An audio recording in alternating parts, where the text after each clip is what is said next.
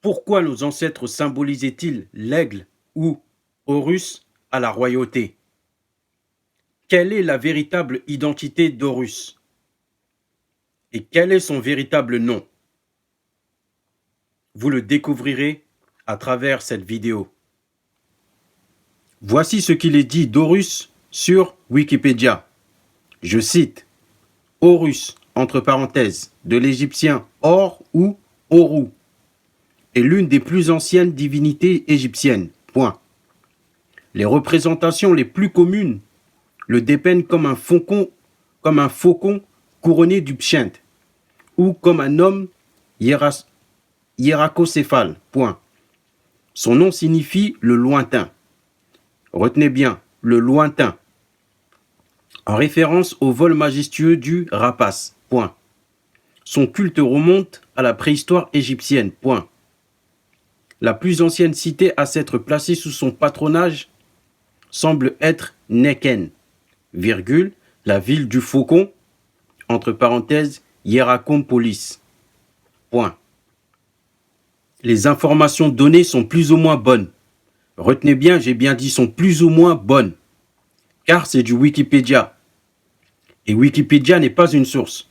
Wikipédia est une plateforme de partage d'informations. Très bien. Voici un article déposé par l'Institut d'égyptologie François Domat.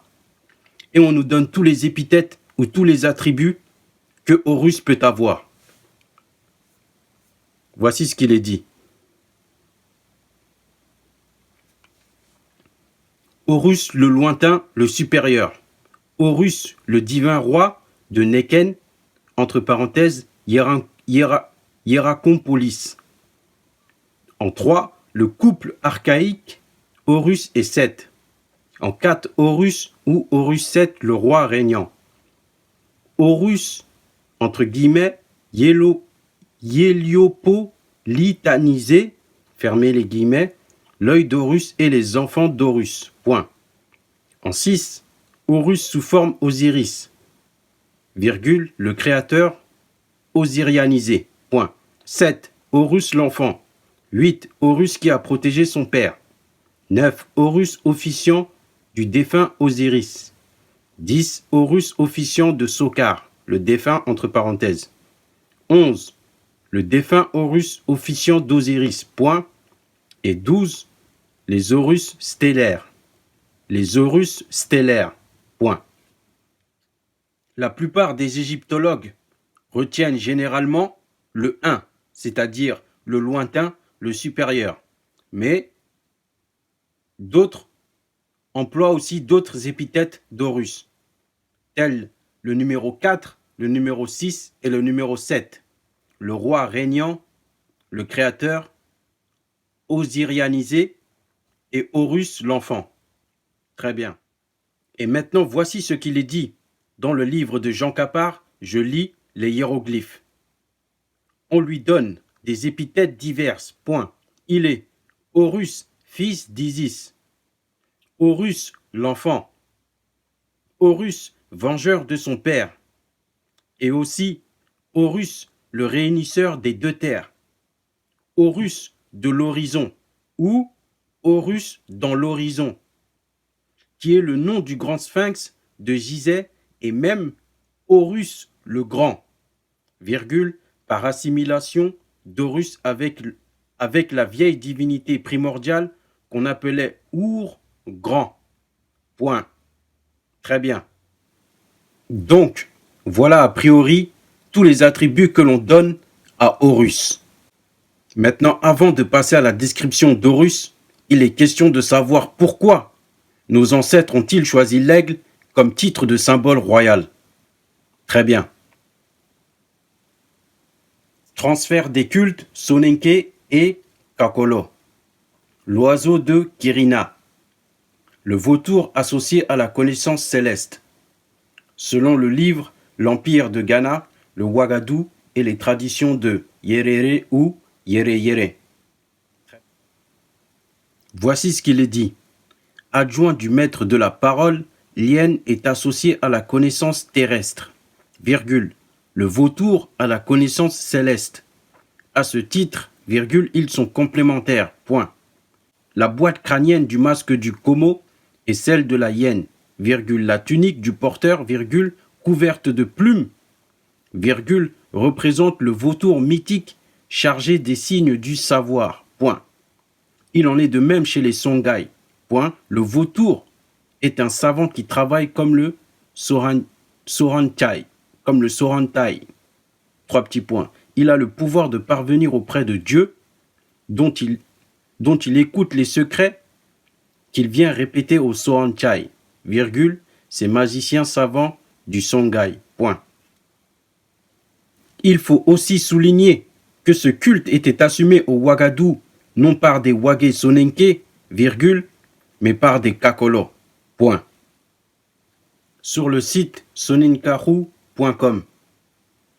Très bien.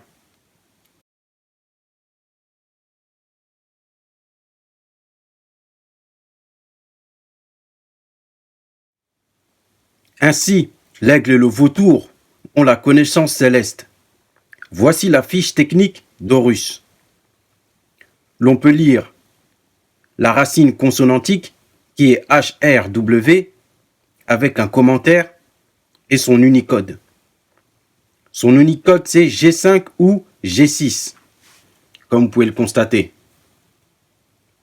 G5 ou G6. Très bien. La technique de recherche est basée sur la racine consonantique du mot et sur la langue copte, parce que la langue copte est un dérivé de l'ancienne langue égyptienne, notamment sur la définition du mot, ses métaphores, ses épithètes et ses attributs. Le copte dit Hor pour dire Horus, comme vous pouvez le constater ici. Sa racine c'est HR, mais que ce soit HR ou HRW, ça ne change rien. Les deux sont de même racine. Les deux appartiennent à la même racine. Très bien. Maintenant, je reviens sur le dictionnaire. Je suis sur la page et la racine HR, comme vous pouvez le constater. L'on peut voir et l'on peut lire. HR, c'est la racine. L'on peut lire face, figure, visage, tête, vue, regard. Maintenant, je descends, pas à la deuxième, mais au troisième, car à la deuxième, on dit préposition ou conjonction. À la troisième, l'on peut lire HRY, celui qui, virgule, ce qui est sûr, celui qui est plus haut, supérieur, élevé, supérieur, virgule, élevé, chef, ayant autorité sur. Et là, comme vous pouvez le constater, on retrouve une des épithètes d'Horus. Très bien. Maintenant, je vais à la page suivante.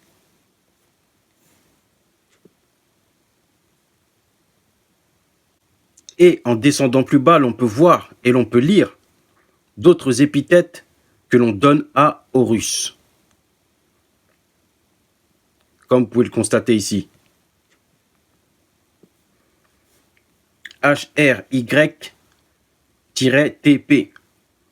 Et l'on peut lire celui qui est sur, virgule, au-dessus ayant autorité sur, chef, virgule, dirigeant, maître.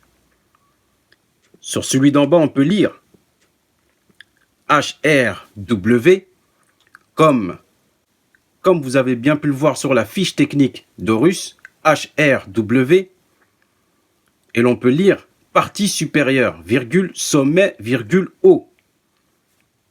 Donc, à travers ces épithètes ou ces attributs que je viens de lire, l'on peut voir qu'elles correspondent de manière générale à celles que l'on donne à Horus. Très bien. Tous ces attributs correspondent à un seul mot.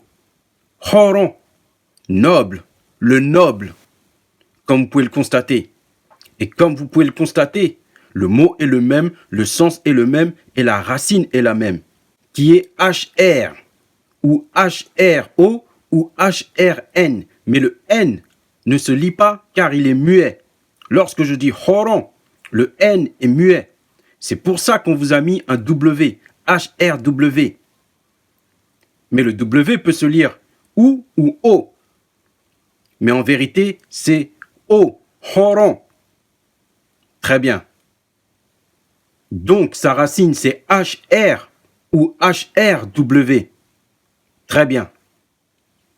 Maintenant, pour enlever toute ambiguïté et apporter preuve à l'appui définitive, lorsque je tape le terme noble, lorsque je tape dans synonyme le terme noble, comme vous pouvez le constater ici, l'on peut voir tous les attributs ou les épithètes que l'on donne à Horus, mais mieux encore, l'on peut voir ce que signifie être noble. Ici, on a élevé. Ensuite, on a grand. Et comme vous pouvez le constater, ce sont les mêmes épithètes que l'on donne à Horus. Ensuite, on a digne. Ensuite, on a haut. Ensuite, on a cavalier. Et enfin, les deux derniers, ou bien encore un dernier, chevalier, comme vous pouvez le voir ici. Et enfin, les deux derniers, seigneur. Et le dernier, supérieur. En d'autres termes, le noble. Très bien.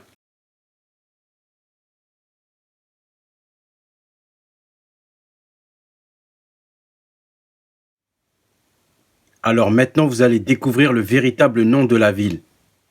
Les égyptologues, par ignorance et par translittération mensongère, ont donné le nom de Neken à cette ville.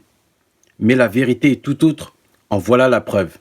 Et comme vous pouvez le constater, il y a son nom en grec à droite, écrit en bleu. Très bien. L'on peut voir sur la graphie d'en haut, ici, comme vous pouvez le constater,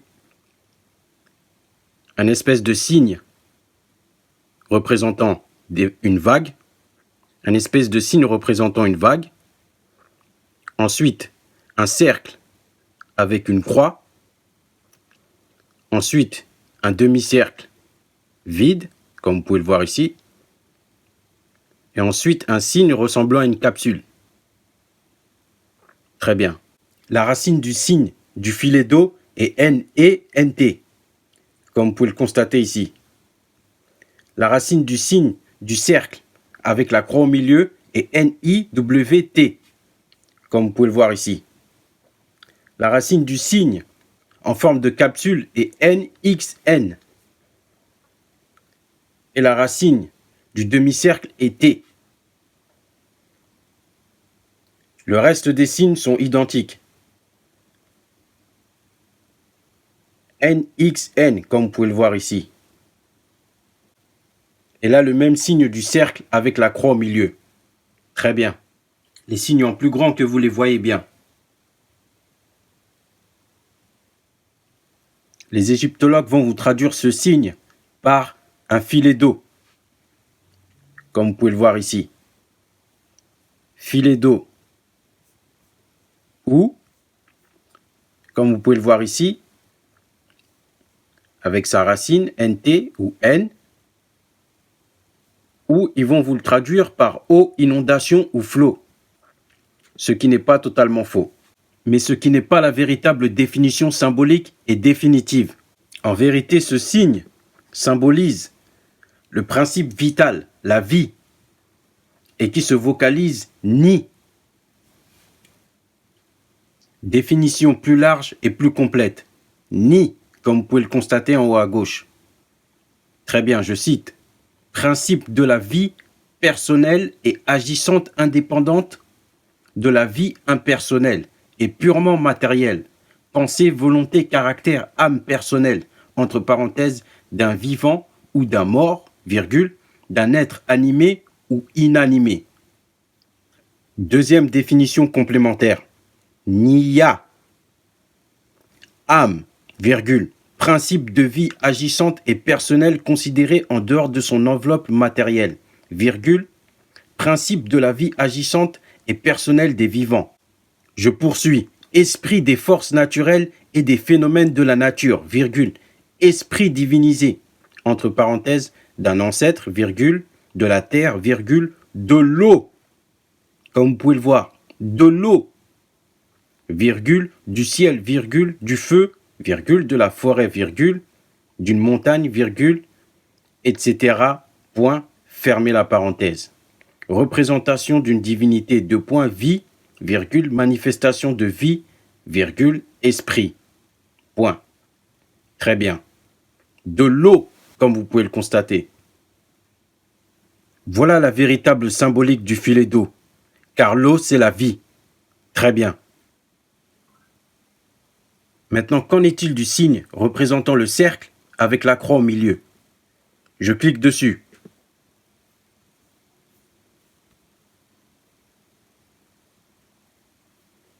L'on dit comme commentaire: nom d'agglomération, de pays, virgule, de région, ou plan de ville, comme vous pouvez le constater. Sa racine, c'est N-I-W-T. Nom d'agglomération, virgule, de pays, virgule, de région. Très bien. En vérité, ce signe représente la surface d'un champ de culture. Et il se prononce Nia, comme vous pouvez le voir ici. Face, surface. Ou d'une terre de culture.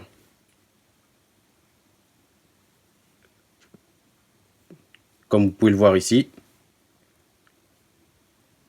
Le signe représente la surface d'un champ de culture ou d'une terre de culture. Niani, Niani. Voilà le véritable nom de la ville en question. Niani. Et c'est une ville que l'on retrouve sous le même nom encore aujourd'hui au Mali. Comme vous pouvez le constater. Niani, Nia, qui symbolise le champ de culture ou la terre de culture. Et Ni, qui est le filet d'eau et qui symbolise la vie. Niani, Niani. Très bien. Là, comme vous pouvez le constater, le signe de champ de culture ou terre de culture. Et ici, le signe du filet d'eau, représentant l'eau. Les deux autres signes servent à symboliser le nom de la ville en question. Les deux autres signes représentent le nom de la ville en question. Je clique dessus. Comme vous pouvez le constater. Plan du téménos primitif de Niani et non Neken. Il en est de même lorsque je tape sur le deuxième signe. Comme vous pouvez le constater. Son Unicode O48, plan du téménos primitif de Neken, de Niani. Plan du téménos primitif de Niani. Très bien. Le demi-cercle ne se vocalise pas car il représente la marque du féminin. Il symbolise la marque du féminin. Très bien. Maintenant, pour apporter preuve à l'appui définitive, le copte pour désigner le grain dit napni ou nani, ce qui correspond identiquement au terme niani, car niani veut littéralement dire ce qu'il y a de bon, ce qu'il y a de vital, ce qu'il y a de bon, de vital. Mais mieux encore, le terme nia ne veut pas non seulement désigner le champ de culture, mais veut aussi dire le grain, comme vous pouvez le voir ici. Je vous montre. Nia. 1, 2, 3, 4, 5, 6, 7, 8, 9. Le grain.